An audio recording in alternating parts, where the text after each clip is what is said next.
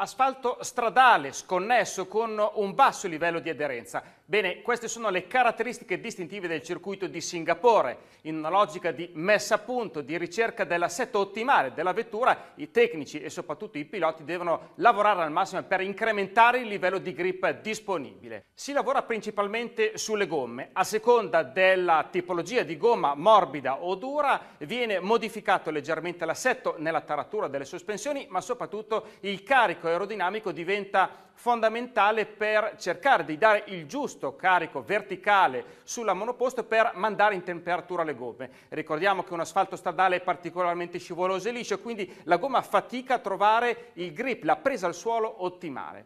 Pressione delle gomme, temperature quindi saranno fondamentali per ottimizzare il rendimento della monoposto, soprattutto in configurazione gara con tanto carburante a bordo. Ma come anticipato anche le sospensioni giocano un ruolo molto importante per cercare di avere e disporre di una monoposto competitiva, soprattutto in una logica di deterioramento delle coperture che già faticano a trovare una ottimale aderenza al suolo.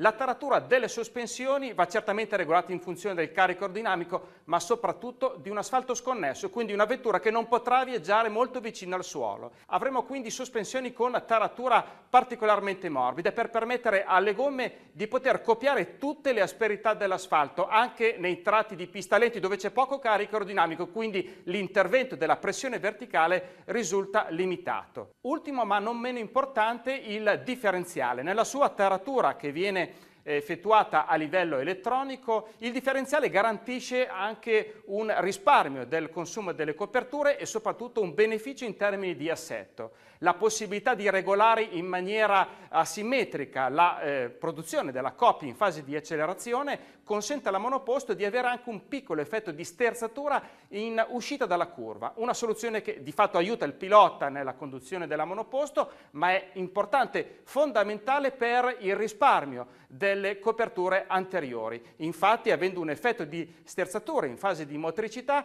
le ruote anteriori vengono meno stressate proprio in fase di appoggio e di curvatura.